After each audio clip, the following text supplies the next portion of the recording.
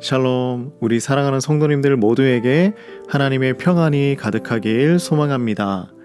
요즘은 세상이 참 좋아졌습니다. 핸드폰으로 불을 켰다가 껐다가 할 수도 있고 심지어 색깔까지 마음대로 조절이 가능합니다. 우리의 신앙도 이렇게 조절할 수 있다면 얼마나 좋겠습니까? 그래서 오늘은 이 빛에 대해서 말씀을 나눠보고자 합니다. 우리 에베소서 5장 8절에서 14절 말씀을 함께 나누도록 하겠습니다. 성경이 말하고 있는 빛은요, 예수님이십니다.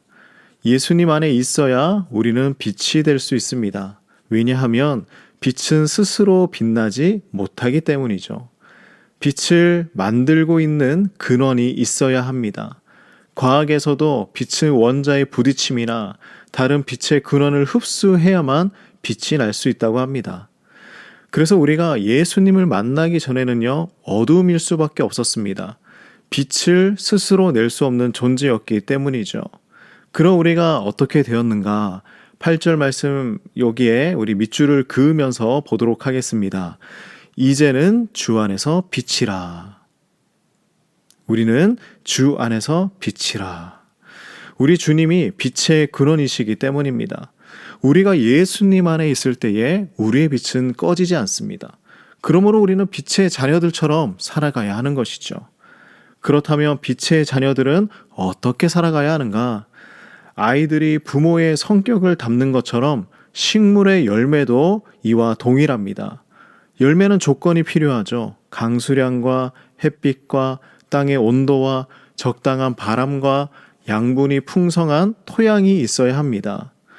열매를 맺을 수 있는 영양분을 잘 얻어서 공급받은 그대로 열매를 맺어야 가치 있는 상품이 되는 것입니다.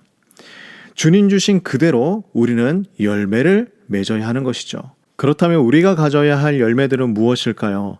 9절 말씀에 우리가 맺어야 하는 열매는 빛의 열매인데 다음과 같습니다. 우리 번호를 한번 붙여봅시다. 첫 번째는 착함의 열매입니다. 두 번째는 의로움의 열매입니다.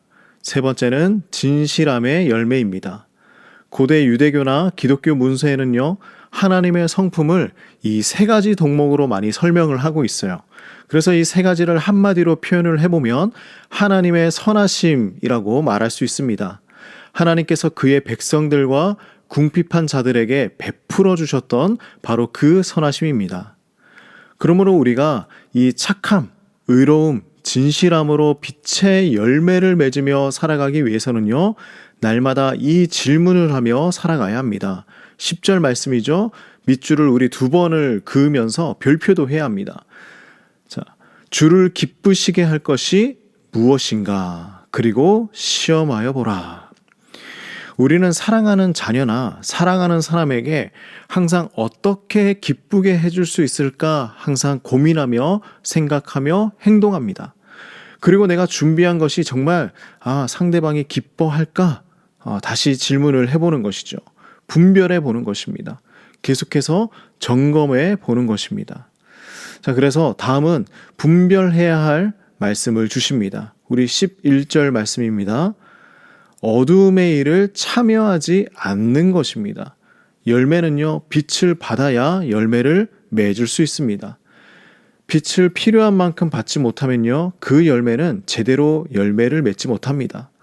그래서 어둠 가운데 자란다면 열매를 맺을 수 없어요. 그래서 12절입니다.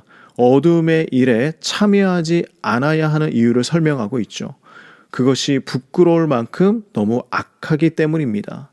예수님은 세상에 빛으로 오셨어요. 빛의 역할은 어둠을 밝히는 것입니다.